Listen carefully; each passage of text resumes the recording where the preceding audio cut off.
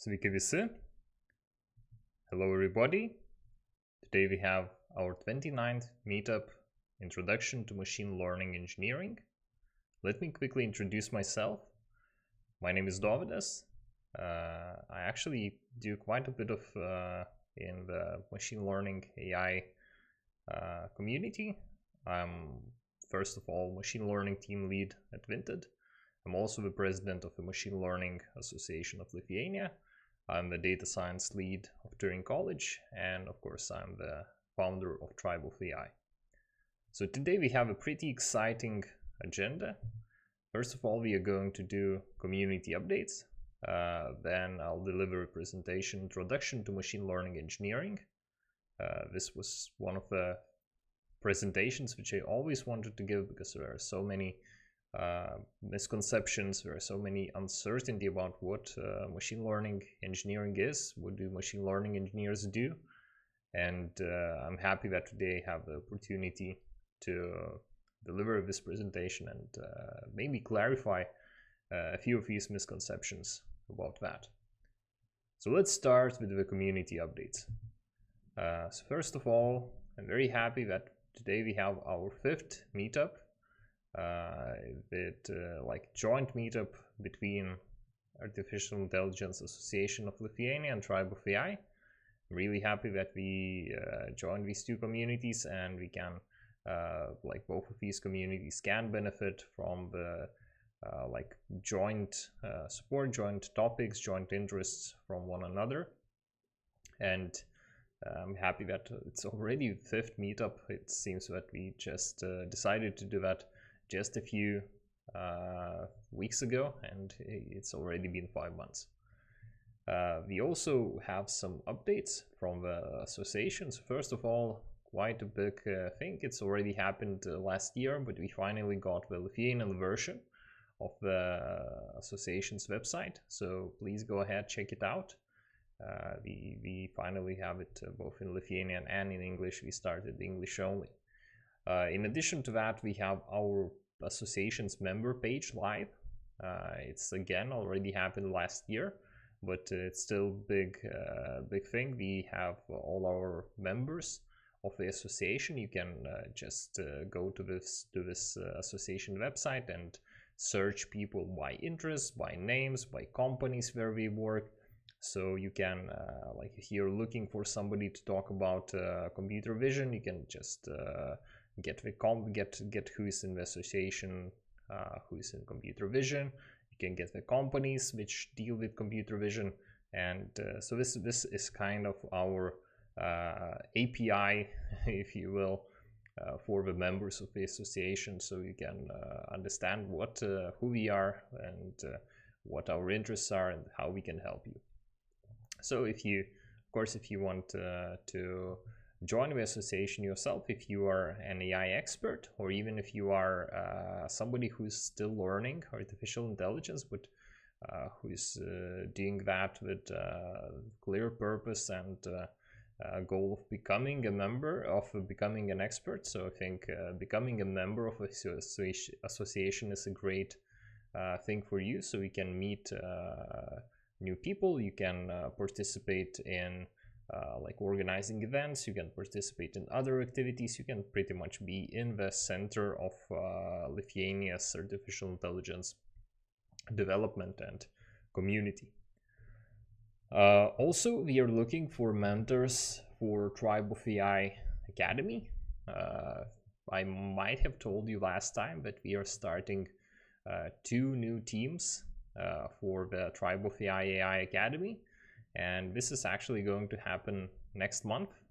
So we are like still looking for members who can do that. Maybe we are if you find more members, maybe we can even have more teams starting the AI Academy. So far we are going to have 2 new teams. I'm going to make a separate announcement about that, but I already chosen the classes, and it's going to be 1 new F class, and it's going to be 1 new B class. So people who are just starting out, F class means just introduction to programming and introduction to Python, and B class is it already means that you have experience in machine learning and you want to learn deep learning now. So very, very different classes, but both of these are I think like pretty interesting. We have quite a few people who are just want to get into the programming, maybe start with Python, see what this machine learning data science is all about. And we also have something for people who just want to get the last step, so who want to get the deep learning part. So 2 new classes, F class and B class. As I mentioned, separate announcement is happening pretty soon, probably in the next couple of weeks. And now I think we are ready to go to the next part, which is the presentation, Introduction to Machine Learning Engineering. So as I mentioned, I wanted to do this thing for quite a while. Machine learning engineering is still pretty new thing in Lithuania. There aren't a lot of, I guess, job offers. There aren't a lot, like, or pretty much any information about what this thing is. I mean, in Lithuanian, so you can, like, I guess the closest approximation is being a data scientist. Sometimes people consider machine learning engineering to be something similar to machine learning ops or data engineering, but it's a very, very different thing. And one of the key messages, which when I was preparing for this presentation, one very important thing which I want to share with all of you is there is so much bullshit online. I was like super surprised like how bad it can be. There are so many misconceptions, so many just plainly false information. It seems that, you know, somebody asked somebody else to Google what this machine learning engineering is, and then shouted to them from a different building. So it's like at least some of that was like initially maybe it was a little bit funny, like, oh, okay, so who is that person who has no idea what machine learning engineering is but still is writing an article about it? Then it kind of become a little bit sad, and then it kind of become like scary. So there are like so many people reading these bullshit articles, and they are like believing that this is what machine learning engineering is. And now I'm going to get a lot of people coming to, like, I don't know, job interviews, believing that, oh, so this is what the machine learning engineering is all about. So I want to be a machine learning engineering, but it's a totally different thing. So maybe this is the word of caution, that in this day and age, knowing your sources is extremely important, because everybody's like posting their opinions, like unresearched opinions online, and other people are taking that as facts. That said, I am not an exception, and even though I was working with, like, as a machine learning engineer, and then with a lot of machine learning engineers for a while, I hired a lot of machine learning engineers. We kind of did a lot of thinking what machine learning engineering means in our company, as well as what it means in other companies, what companies we respect and what companies we like to follow, which companies lead we try to follow. But I also can make mistakes. So I guess in the end, use your best judgment and trust the sources, which, like, or I guess check the sources of everything that's being said, because there are, again, so much misinformation and so many like wrong advice, so many wrong facts presented online. So first of all, let's talk about what the machine learning engineers are not. So first of all, they're not people who use deep learning. That's this is one misconception which like, oh, so if you are machine learning engineering, because these two things kind of became popular at the same time. Machine learning engineers came into, let's say, prominence about the same time when the deep learning came into prominence. And the correlation between like seeing one and the other was pretty strong, and people were like, okay, so like maybe if you are a data scientist, you're more of the classical machine learning type of person, and if you're a machine learning engineer, so you must know deep learning. And that was like this first misconception, that machine learning engineers must know deep learning. Of course, they have to know deep learning, but that's not all that they are doing. They are not just deep learning code monkeys who just happen to know deep neural networks, and that's what their job is all about. Just use a deep learning framework with some kind of architecture and you are a machine learning engineer. Not true. The second misconception is that these are the people who deploy machine learning models. Do machine learning engineers deploy their models? Of course they do. It's part of their job. They build the models, they deploy the models, but that's not what their job is all about. At the same time, like the backend engineers are not only people who deploy their models, but yes, they do that, but that's just a small portion of their work. And even if somebody has never deployed machine learning model, does that mean that we are not machine learning engineers? It doesn't. They can be machine learning engineers, just it might happen that in that company this thing is like automated, or like have a specific role for just doing this thing. But in general, machine learning engineers do that, but that's like a small portion of their overall work.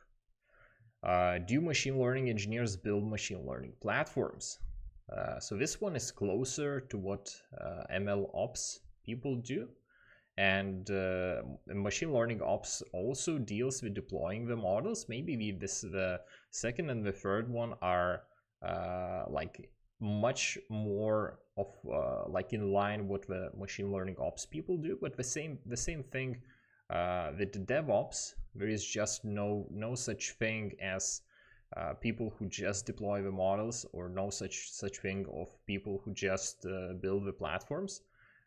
We have people who have like specific roles, but their job usually is much broader. So at the same time, do machine learning engineers build machine learning platforms? Well, majority of the time they don't. But sometimes they help to build the platforms. Sometimes they provide their feedback on the homegrown platforms. But this is even further away from what we do day to day. The fourth one is about people who use big data or big data frameworks. So this one was pretty funny because I found that in so many like articles, because I guess big data was the big thing before before machine learning and deep learning. So big data is was like, oh, so machine learning engineers, they sound pretty cool, so, and big data sounded pretty cool, so maybe they somehow interact. So big data is again pretty different thing. This is more about data engineering, more related. The second and the third one are related to machine learning ops, so the fourth one is related to data engineering. But again, this is just like everybody can use big data frameworks. This is nothing magical. This is just part of what you do day to day. So machine learning engineers use big data frameworks? They do, but again, this is not exclusively what we do. We do so much more, and this is not this is just a portion of what we do, not the core, just a side thingy. And finally, people who get insights from data using machine learning. So this is more related to what data analysts do. And you see there are like so many professions mixed in the machine learning, like the machine learning engineer skill set covers a lot of skill sets from other professions, but this is not, again, not the core of what we do. This is just a side skill which we have. So can we get insights using machine learning? Of course we can. This is like some Kaggle competitions even are about getting insights, and some of the most important work happens when you just build a model and get insights, rather than build a model which like does something in production. So all in all, I kind of, when I was thinking about so what we are not, it was pretty hard to like, so should I list all the things that we do? That should be like 10 slides. So maybe not. Can I have something else? And the thing which came to mind is, again, I'm referencing this paper for maybe like 15th time in all of my presentations. One of my favorite papers, Hidden Technical Debt in Machine Learning Systems by Google. So this this shows what you as a machine learning engineer, what things you will be dealing with. So you will be dealing with configurations, data collections, feature extractions. You will be dealing with a little bit of machine learning, or I guess maybe depends on your company. In Vinted, it's about 50%. That 50% of your time is spent on building machine learning models, but the other 50% is spent on everything else, including process management tools, analysis tools, resource management, serving infrastructure, monitoring. All of these things have to be done by you. Of course, you're not building these things from scratch. You're just using them, but you are, as a machine learning engineer, responsible for doing the project end to end. Your responsibility for the project to start with problem definition, clear understanding what has to be done, and finish when the model is deployed, when the model is monitored, when the model is retrained. So that the whole chain is your responsibility as an engineer. And regarding the definition, I found two great definitions. Couldn't choose one. So the first one is from Google, professional machine learning engineer. What this thing is. So the Google says that machine learning engineers design, build, and productionize machine learning models to solve business challenges. That's pretty amazing. I guess I'm like quite a few times inspired by Google's copywriting. I think that every single word in this definition is close to perfect. Nothing to add here, nothing to remove, not a single word can be removed here, and not a single word has to be added. But to fully understand this definition, it's pretty difficult for just, if you don't know a lot about this, some things might not resonate that well with you. So I have like a second longer definition. Machine learning engineers use scientific principles, tools, and techniques of machine learning and traditional software engineering to design and build complex computing systems. Their work encompasses all stages from data collection to model training to making the model available for use by the product or the customers. So this is a longer definition. You see it has many more parts, but if we like really distill the second definition, we are getting something very close to the first one. So the first definition is from Google. The second definition is from this excellent book, Machine Learning Engineering. This book is kind of becoming like bit by bit my default book when I need to get something clarified. If I'm like a little bit uncertain about, so should we do we have like more choices than this one when I'm considering a problem? So this book has a lot of answers, and this definition of machine learning, what machine learning engineers do, is one of the great things coming from this book. So you'll see quite a few of references to this book in today's presentation, and like I'm not today my main message was to tell you about what machine learning engineer is in practice, like based on my experience invented. But in addition to that, I wanted it to be like structured and well thought out, and this book is kind of serving me as this excellent framework on which I can share my personal experience. So one thing which wasn't in the book, but I think what's most important, is machine learning engineers know when to use machine learning. So that implies they know when not to use it. They understand that machine learning is not something like magical or totally usable for in every single case. They understand where the company is right now, what resources the company has right now, what resources it can spare, what potential business value we can get from implementing that, and taking all of these things into account, then saying, yeah, we should use machine learning here, or there are better options to use machine learning. I am one of the people who believes that machine learning can be used pretty much everywhere, but not by everyone. So you have to start from the beginning. You have to build your data infrastructure. You have to build your core business. You have to build, of course it depends, but you have to build a lot of things first before you're ready to actually get business value from using machine learning. So it's not that you just learn a few like machine learning algorithms, go ahead and just use them and make everything better. It's just, again, other people are saying, yeah, machine learning is just a tool, just one more computing technique. I agree with that, but if you know this, some tools are just really amazing.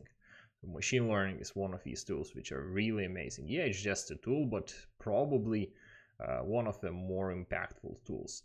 It's at the same time as saying, yeah, iPhone was just a mobile phone.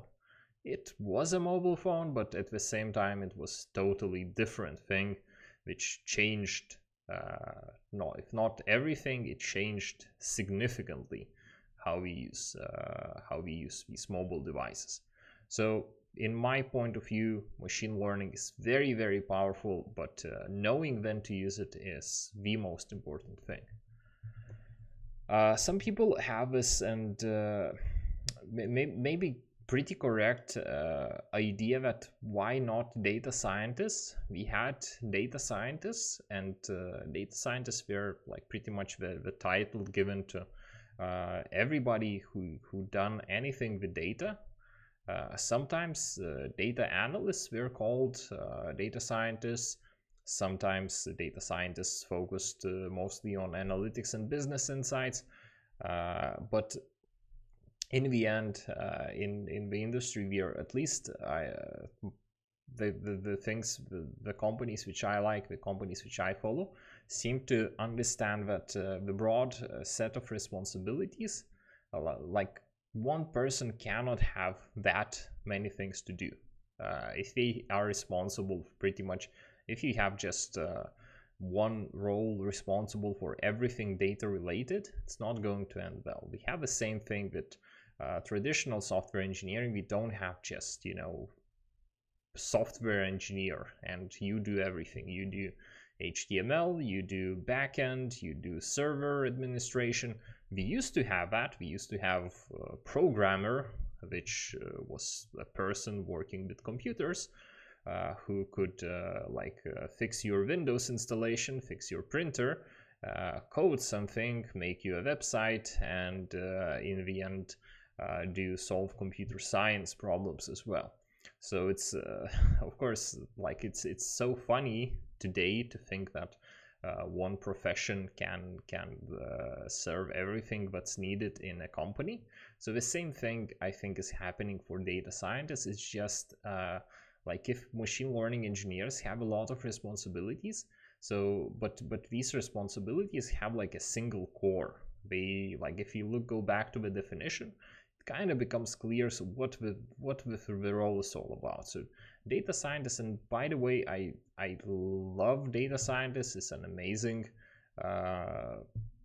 amazing title, but I think that we need a little bit more specialization, because data scientist might be a little bit too broad, and a little bit can be a little bit deceiving, because sometimes it means data scientist means more of data engineering, sometimes it's more of a data analytics, sometimes it means a lot of machine learning engineering, but you can never really know. And these two sources provide a great example. They contrast two companies who have data scientist job ad, and pretty much almost not a single technology is in common between these two job ads.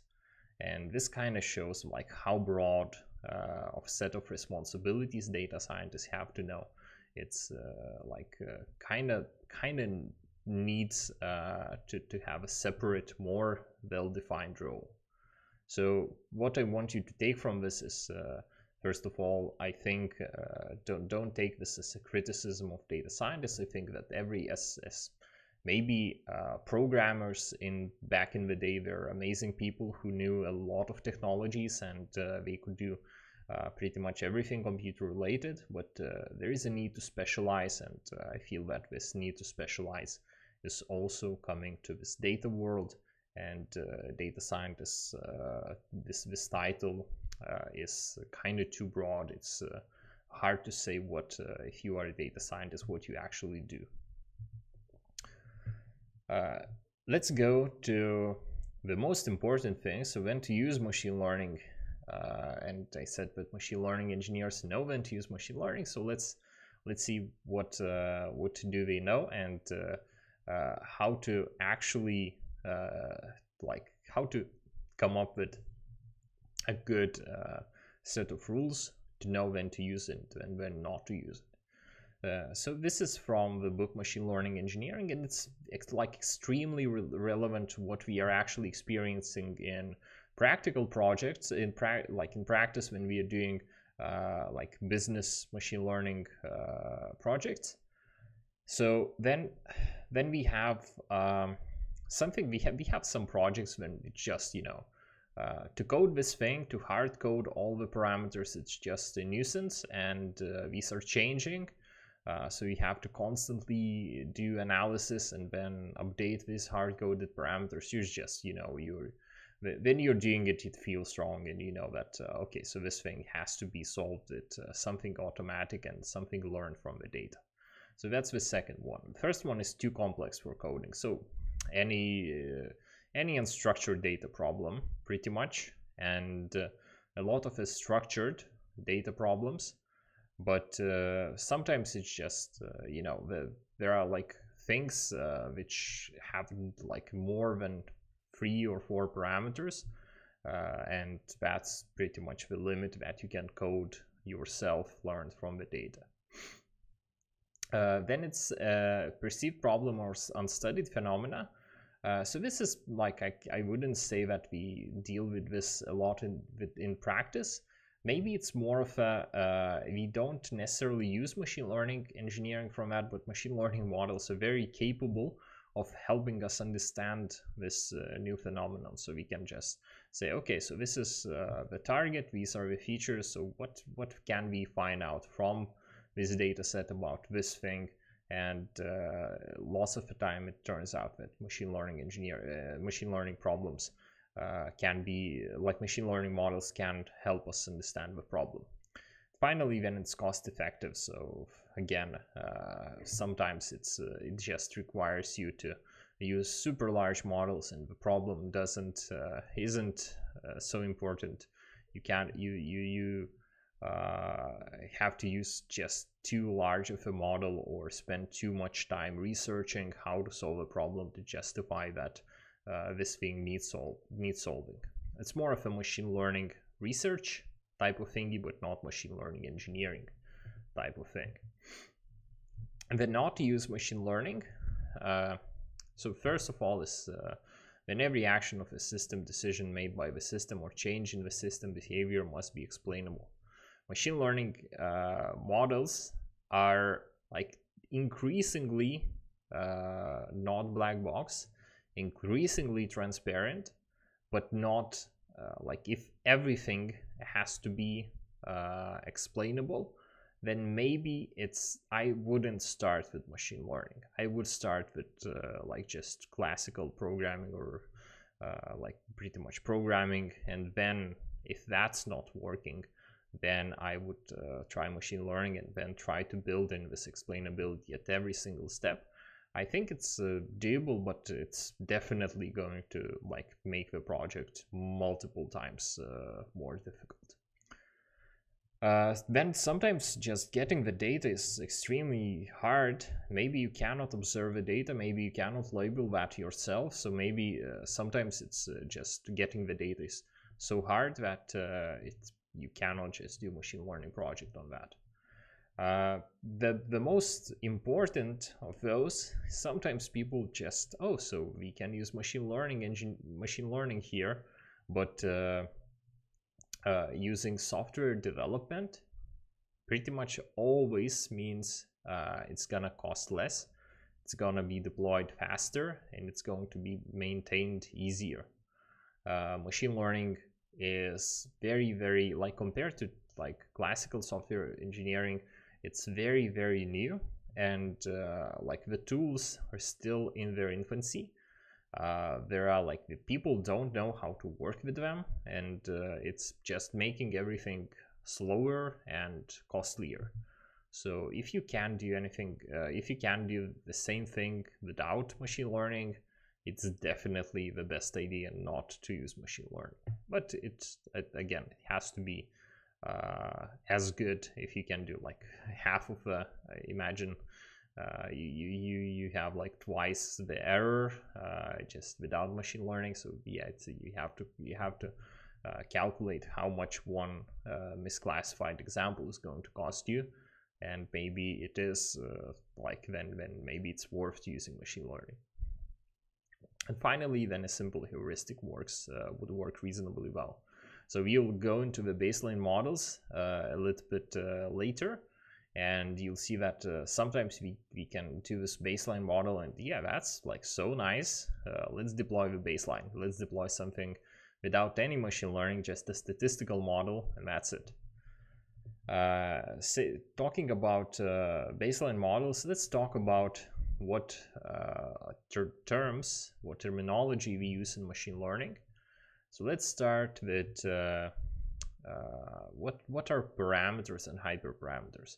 I talk about these things quite a bit in my presentation, so it's finally to give you some definition. And parameters are basically the things which you learn, which your model learns when you train the model.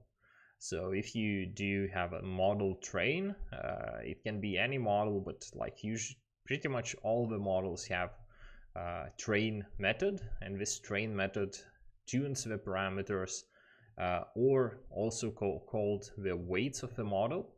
And these parameters mean that this is how the model works. This is what the model multiplies something by. So if you remember like linear, like just a line which you learned at school, like y equals ax, so the a is a parameter which you can use to like get from your input x to your output y.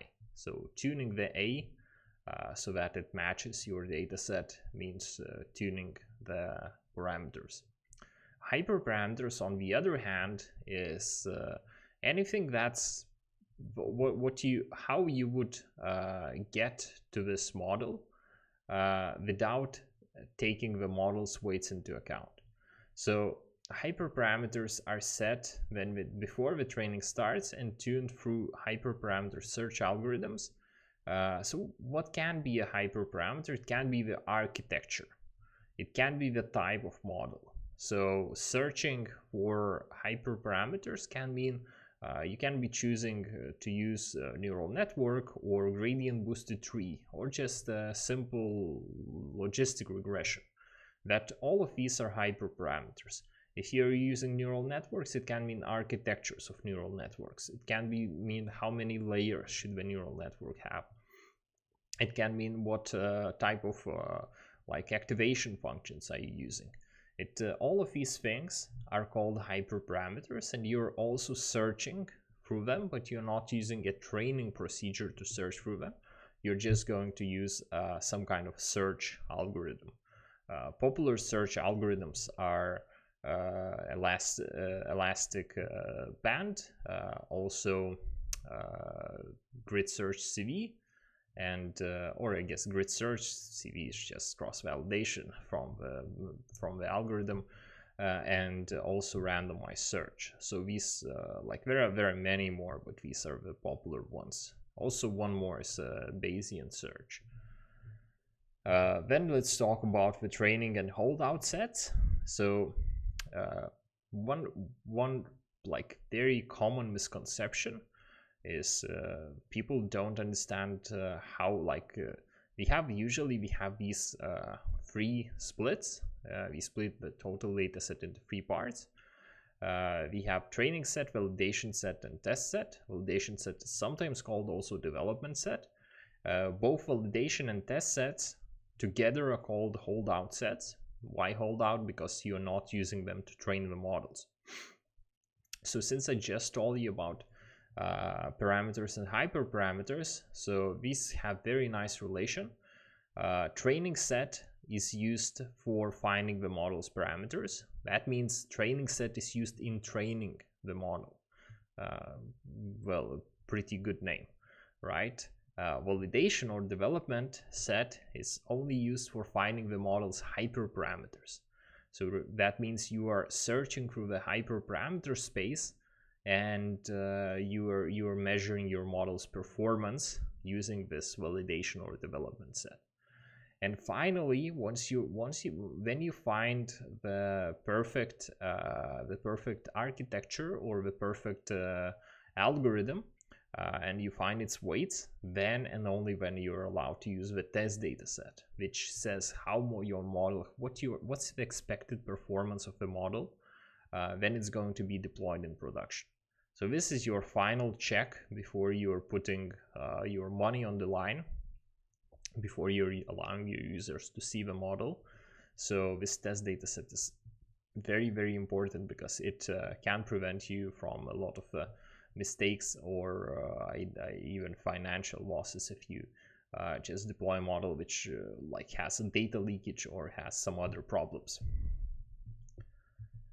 Then let's learn about classification and regression. So luckily in machine learning, pretty much everything can be boiled down to just two types of problems. Of course, there are more, but these two can be like as parent problems to everything else. So we have classification and regression. Classification is when your target's a qualitative. Regression when your target's a quantitative. So what means qualitative? Let's say you have an image classifier which classifies like the types of beers, and if you or I guess no, not beers, that would be pretty difficult. The types of bears, yeah, that's very different. So if you don't know what type of bear it is it a black bear, is it like polar bear, you can use this classification algorithm because you don't know what type of bear is best. And there is no like a polar bear is not better than a grizzly bear, and like a black bear is not like somehow worse than a brown bear. So you have all of these qualitative targets, and they are not ranked in any way. They are not. They are just different, but we are not related to each other. Regression is when the targets have like this ideally linear relationship. Of course, you can modify them if you have non-linear relationship to have linear relationship, but ultimately what this you want to somehow give it a score, and there is just one dimension. If you can give a score on this one dimension to your targets, then you then you have a regression problem. So that's usually something like a price, something like a score, something like yeah, if you want to rate a movie from 1 to 5, that's a regression, because 5 is much better than 1. If you want to know the sale price of your car, that's again, it's in euros. You want to know the exact score of that, like how many euros. Then I promised to tell you about the baseline models. Baseline model is just a simple algorithm for solving a problem, which is usually based on simple heuristic, summary statistic, randomization, or a very basic machine learning algorithm. So what this means in practice, that we are always trying to first get the baseline models, and only when we have the baseline models, we want to get, you know, what kind of value we get from the baseline, and only then we want to start working on the machine learning problem, because on the real machine learning model, because having this baseline gives us a pretty good understanding what we can expect from the model. Let's move to the machine learning project lifecycle. I try to find what would be the best image to represent that, and the machine learning project lifecycle is really complex, and I kind of thought in the end I actually used the chart from machine learning engineering book. It's, in my opinion, not perfect, but it was pretty hard to find a perfect life cycle, and I would like to just add what the things which I think that can be better or can be different, but it, like, the main message here is how there is the start of the machine learning engineering work and how much it encompasses. So as you can see, like the things which can be done by, like, the machine learning engineering takes so many aspects, and the thing which I said I don't really agree is the part where it says the goal definition. That's again at least in Vinted, that's also part of the machine learning problem of machine learning engineering. It's part of the project, and we together work even on the business problem. There is no that also business comes up with this problem on their own. Sometimes you have to go back and forth. Sometimes the business problem is just infeasible technically. Sometimes you have to, hey, if we cannot solve this problem, but we can solve this very, very similar problem, would that be good enough for you? And the product owner says, yeah, that's the same for me. I just formed it this way because I thought that this is what you guys want. And we are like, no, this first problem, how it's solved, how it's formed in the first way, in the first type is like pretty much impossible, or possible with a 50-person team and 5 years of research. And the second one is solvable by 2 people in 3 months. So sometimes just going to the very, very source, understanding the business problem, is a critical part and the most important part which you do as a machine learning engineer. Then we actually cover the goal definition. We do that together with product owners and data scientists. We also do the data collection and preparation. Sometimes we do that again together with data, with not actually data engineers, but more often with data scientists. We do feature engineering, model training, model evaluation, deployment, serving, monitoring, and maintenance. All of these are what we do like as machine learning engineers. As I said, even a little bit more. We have these other positions, so like DevOps, data analyst, and data labeler. What does it mean? It means that we consider, like, at least in Vinted, this is what we do as machine learning engineers, but this can be done by other people. Maybe this eventually can be or done with support from other roles, but this is still the job which we do. This is still the job which we are, which is part of our core job like description. And like knowing about projects, one of the main problems with projects is how to prioritize them. So we have these, we can plan these projects, but you know, at the end of the day, we need to know like how to, like even when you have like these 5 projects, which one to start first and which one to start last. So actually it really depends on the impact. So if we can automate that, we do something that we already do manually, that's an amazing thing where we can use machine learning, because that would same time, that's like solving technical debt, right? We already know that this thing brings value because we do that. We even do that with a great cost because we are doing that manually. If we can do that automatically, that means we can scale it. We can do that more consistently. We can do that more reliably. We can do that in so much better way, and we have like very clear business case that we should be doing that.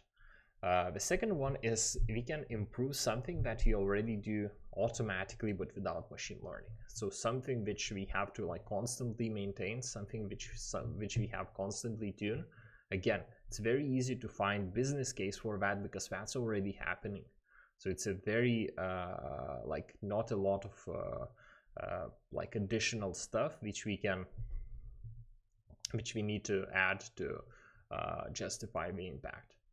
And finally, in my opinion, the biggest impact, but hardest to like the most difficult one is to starting something that we could not do before. So machine learning allows us to do some things like, yeah, it can first of all automate stuff, it can improve the already automatic stuff, but in like, I guess the real gem here is that it can allow us to do something which was totally impossible before. So when we know the impact, we have to know how much this thing costs. So to know that, we have to know like how difficult is the problem.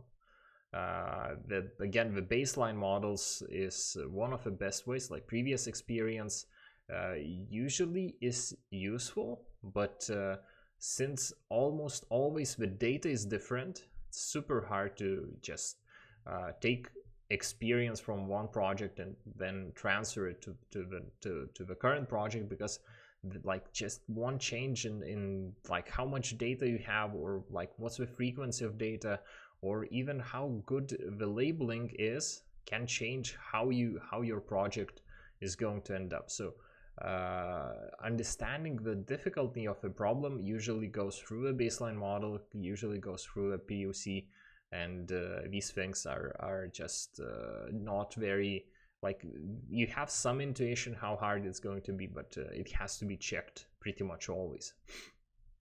One of the most important parts of the model is getting label data, and if it's very difficult, if you don't have label data, you already know that it's not going to be easy. There are no easy models without label data, so this is like, if you have a lot of that, even the most difficult problem is pretty reasonable. And at the same time, if you don't have label data, even the simplest problems are difficult. So it's like very critical to have a lot of labeled data. And finally, how accurate the model needs to be. So I really don't, I have these thoughts like, what would happen if I would be like responsible for building a self-driving car? And it's pretty terrible, because self-driving cars like shouldn't make any mistakes. Even one mistake is too many. So they have to be like perfectly accurate, and building a perfectly accurate machine learning model is, my opinion, impossible. Of course, it depends on the problem. Sometimes they are like absolutely accurate, but in the long run, the models will make mistakes. It depends like how many mistakes are too many. So if you are pretty lenient, and yeah, the model has to have like whatever, like 10% error rate is okay. So you have some breathing space. If you have like, and again, these are very arbitrary numbers, But if your mistakes costs a lot, that means like a lot of spending on training the model, a lot of spending on labeling the data. That automatically increases the difficulty of a problem. So knowing these two things, pretty much impact means how much you gain, cost means how much you spend. So that's pretty much enough to understand which projects should you do and which projects can be avoided. Once you know that, you can estimate like the complexity of a machine learning problem. So to do that, you have to list the unknowns. You have to know like, will you be able to reach the machine learning metric that you set? You have to know like how much data you would need to reach the metric, how large your model needs to be, and what features are you going to use. So that's the things which you cannot know for any machine learning model. And as I mentioned before, one of the best ways how to do that is to just use a proof of concept. So proof of concept is can mean different things. For us, it usually means how can we simplify the thing as much as we can and solve this much simpler problem, or use the simplest model possible. And if we have reasonable expectation that this will transfer to the larger problem. So we do this proof of concepts pretty much for every machine learning project, because we want to get the first results as soon as possible. So usually we don't solve the real problem immediately. We solve something like let's say we need to classify into like 20 classes. Maybe we start with 5 classes, see how that goes with the very simple model, which is cheap to train, not using a lot of data. And if we get a lot of insights from just solving the smaller issue, and we usually can prove that, yeah, this thing is going to be solvable, or even the simpler problem is terribly difficult, and like you just have to know that this is going to cost you a lot and this is going to take a lot of time. Once we have the idea for the project, once we have the idea for the model, let's talk about how we are going to do this thing. And how really depends on who is going to work on that. So how to structure your machine learning team.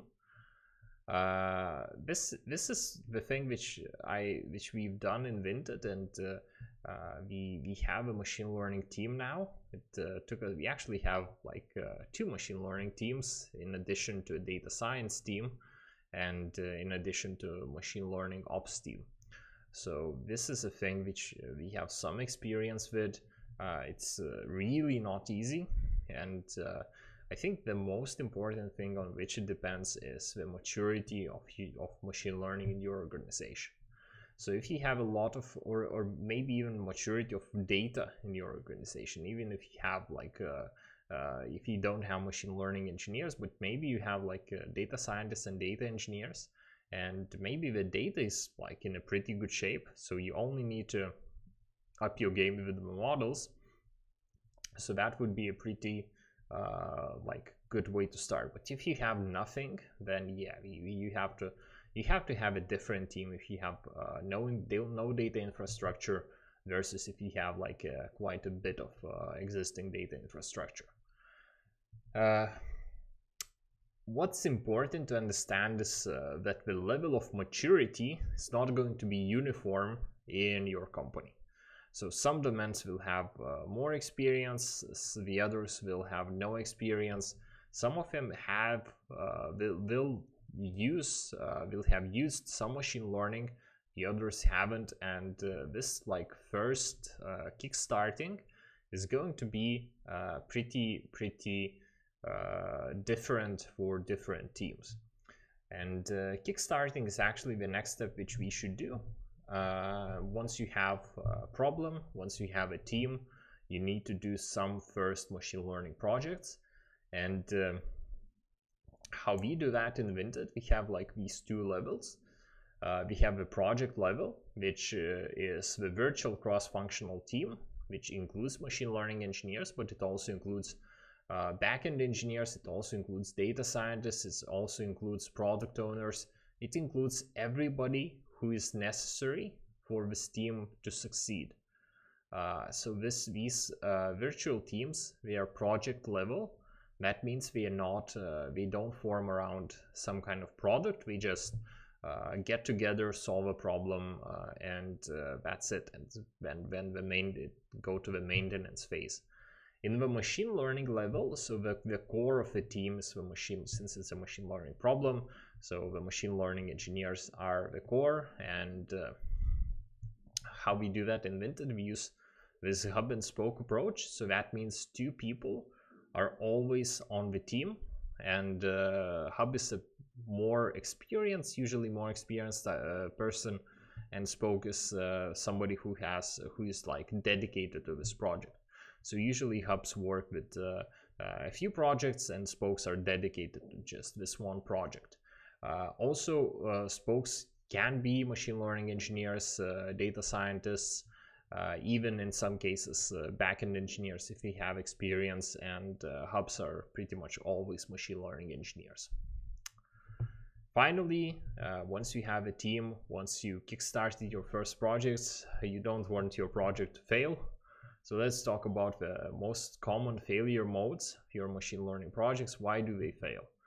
And first, most important reason is the lack of experienced talent. So if you don't have experienced people, it's so difficult to do anything, because there are so many things which you gain just by doing these things again and again, and learning from your mistakes, and trying to getting better with every single not day, but with every single new challenge. Even if on a single project, people experience these amazing growth curves where we at the end of the project they are so much stronger than at the beginning.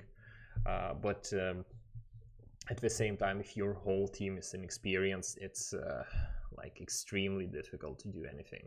That's the first projects will pretty much I don't want to say they are doomed to fail, but in my how I see companies work, they have very low chance of succeeding unless you strictly follow some of the best advice from people like Andrew Ng, or even machine learning engineering books, some advice given there.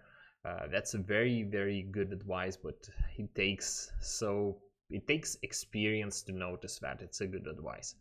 So I would say that try your best, but don't count on the first projects to succeed if your whole team is new to this. The second most important failure mode is the lack of support by leadership. So of course, if your first project fails and your leadership is scary pants and oh no, they failed, one mistake is too many, let's never try to touch this machine learning thing because we failed, then of course nothing is gonna happen. And I guess leaders the machine learning engineering book places this as the second most important failure mode. So I guess this is pretty common. Luckily we have very long-term thinkers in our leadership, and we were allowed to make mistakes and pushed to learn from them and get better as soon as we can, but still bit reasonable leeway for things which we have no idea how to do, and failing in these things. A missing data infrastructure. So I mentioned that if your company has no data infrastructure, it's going to be super challenging. So if you don't have it, I would say you can still do some things, but this data infrastructure will have to appear, and you're limited to maybe 1% of machine learning, what it can do for you if you have no data infrastructure. I mean, by 1%, what types of problems can you solve, not how good can you solve it. So data infrastructure is very, very important, and it's again one of the most common causes of failure in machine learning projects. Challenges with data labeling, so not enough labeled data, or the labeling is just too bad and incorrect. So this is again a common theme in failures. Lack of collaboration and siloed organizations. So if you don't collaborate with other domains, it's very, very difficult for a machine learning team to build to do an impact, because machine learning team itself cannot come up with ideas. It has to you have to form these virtual teams. As I mentioned, what we do, we form these virtual teams which have domain experience, and pretty much everybody's invested in the success of a project. Machine learning engineers, product owners, data scientists, everybody's on the same team. So everybody wants to succeed. It's no one, nobody's going to say, oh yeah, the other guys failed. It's we are all in the same boat. We are all trying to do the same thing. Then the one before last is technically infeasible projects. So again, what I mentioned in the graph view, machine learning engineers are also responsible for the product ideas, together of course with product owners. But sometimes it's so hard. If you're a product owner, how can you know what's technically feasible and what's not?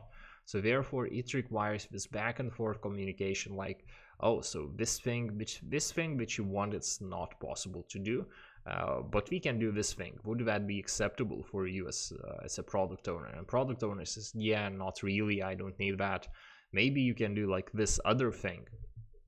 And this back and forth usually results with something which is 90% happy for a machine learning engineer and 90% happy for the product owner. Well, lastly, lack of alignment between engineering and business. So this is what I just talked about, that collaboration between engineering and business. This is super important. This is what in my opinion, maybe the key thing which we are currently solving at Vinted, that we are really trying to align engineering and business. I mean, not only in machine learning, but everywhere, that business people are very good at understanding what can be built, and engineers are very good at understanding what has to be built, what our users want us to build. And it's not even funny. I think this is the most common failure mode between companies, not only machine learning projects, but so many failed companies never realized that either their business part or their engineering part sucked, and they didn't figure out how to solve it. So at the end, I want to leave you that this quote from Jeremy Howard. Jeremy says that as machine learning practitioners, we do not always think of it as our responsibility to understand how our algorithms end up being implemented in practice, but we need to. So I found this very, very powerful, that you have to understand what the thing which you do, how it's going to end up your end users. And I feel that so many companies are not, so many people are not doing that. When you see questionable decisions made by companies. And I would feel if all machine learning engineers would see that as their responsibility, as understand how the thing which you do, how is it going to affect the world. I think that's going to make a real big impact in all the products which we use, in all the products that we build. And therefore I think this is a very, very powerful quote from Jeremy, founder of FastAI, and just an amazing person. So that's it for today. Let's have a short Q&A session. If you have any questions, just post them directly to YouTube. I usually try to post all the questions on the Google Slides, but today I just noticed that we already have so many people already posting stuff on YouTube. So if you have questions, post them there and I'll read them and try to answer.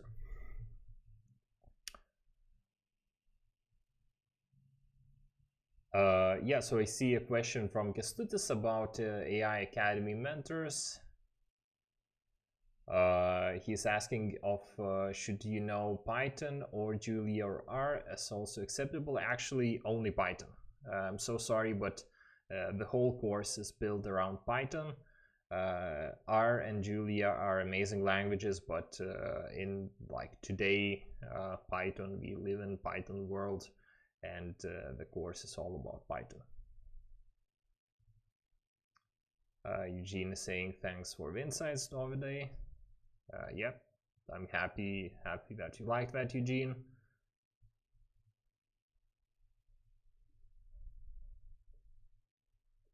Right, so last chance for questions.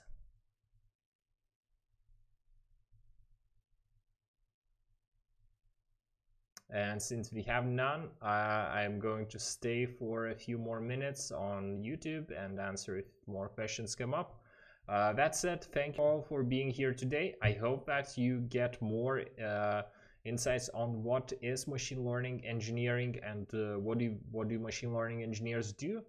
I hope that this was useful, and see you next time. See you next month in our next meetup. Take care.